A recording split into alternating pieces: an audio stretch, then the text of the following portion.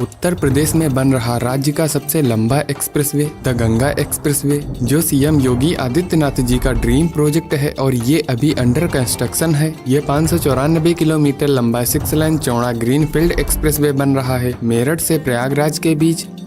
ये न सिर्फ कनेक्टिविटी को इम्प्रूव करेगा बल्कि ये एक नए इंडस्ट्रियल कॉरिडोर के रूप में उभरेगा। इसलिए आप चैनल को अभी सब्सक्राइब करिए। दोस्तों, आज उत्तर प्रदेश में टोटल 8 एक्सप्रेसवे ऑपरेशनल हैं, जो टोटल 1500 किलोमीटर की डिस्टेंस कवर करते हैं, जिनके थ्रू डेली लाखों व्हीकल्स का movement and tons of cargo का ट्रांसपोर्टेशन होता है। सवाल ये आता है, फिर इतने लंबे और एक्सपेंसिव एक्सप्रेसवे को बनाने की जरूरत क्या थी? दोस्तों, यूपी में इतने सारे एक्सप्रेसवे एंड हाईवे होने के बावजूद कोई ऐसा रूट नहीं है जो ईस्टर्न यूपी को वेस्टर्न यूपी से डायरेक्ट कनेक्ट करे और स्टेट की economic growth, trade, tourism and regional development को फास्टेस्ट कनेक्टिविटी प्रोवाइड कर सके। इन सभी समस्याओं के समाधान के लिए गंगा एक्सप्रेसवे को बनाया जा रहा है।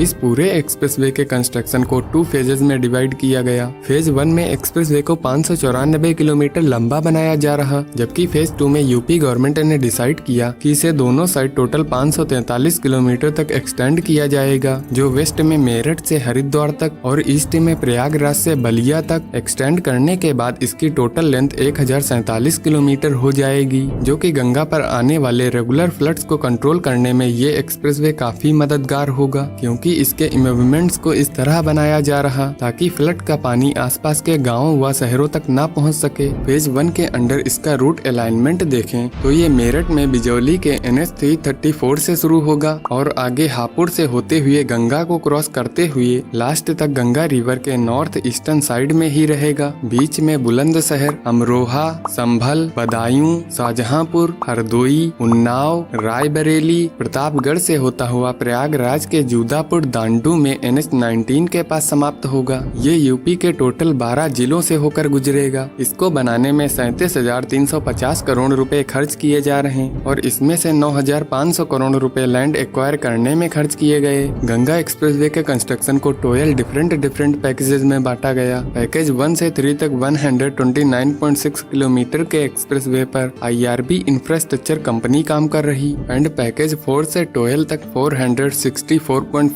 किलोमीटर के एक्सप्रेसवे पर अडानी इंटरप्राइजेज कंपनी काम कर रही है और इसके मेंटेनेंस का कार्य भी यही कंपनीज करेंगी।